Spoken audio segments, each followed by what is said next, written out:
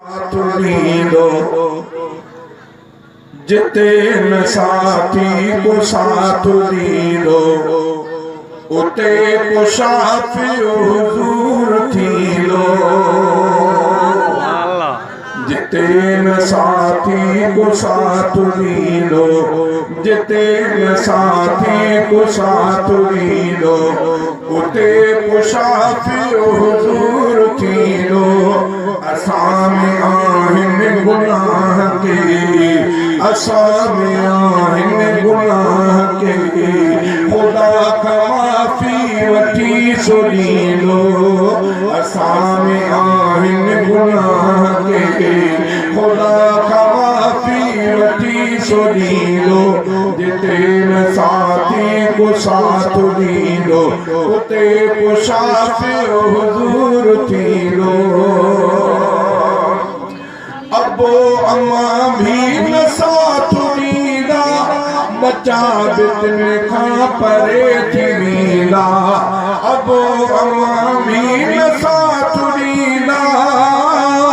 बच्चा बितन खां परे थी वेंदा मगर असां खां मिठो मोहम्मद मगर असां खां मिठो मोहम्मद परे न थींदो परे न वेंदो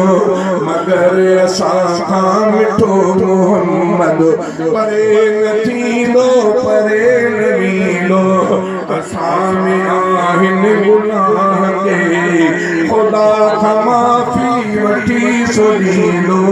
जिते न साथी को साथ ॾींदो उते को शाफ़ियो हुजूर थींदो ॾिसी खुदा जे कहर जो जलवो नबी बि चवंदा पिया नफ़्सी नफ़्सी ॾिसी खुदा जे कहर जो जलवो नबी बि चवंदा पिया नफ़्सी नफ़्सी हबीब अहिड़ीअ ॾुखिय महल में हबीब अहिड़ीअ ॾुखिय महल में न उम्मतनि खे ॾुखियो छॾींदो हबीब अहिड़ीअ ॾुखिय महल में न उम्मतनि खे ॾुखियो छॾींदो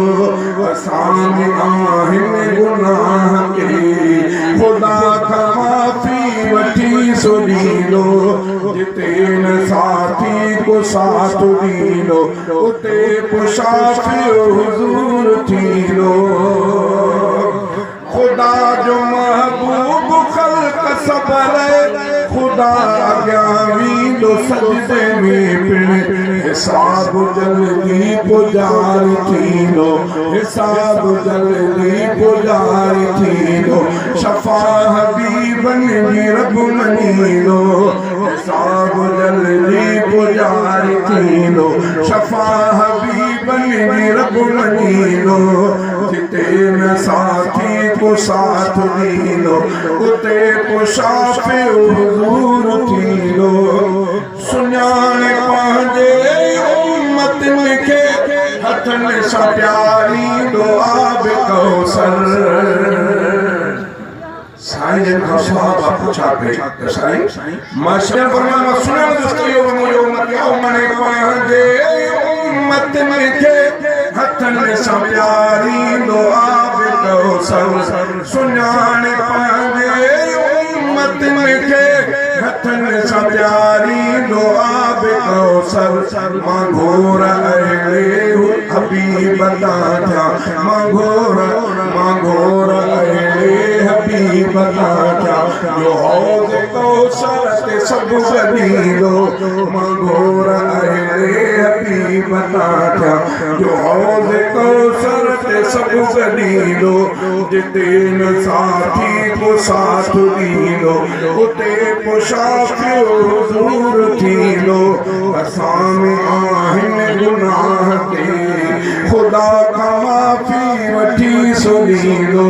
जिते न साथी को साथ ॾींदो उते को शाफ़ियो हुजूर थींदो।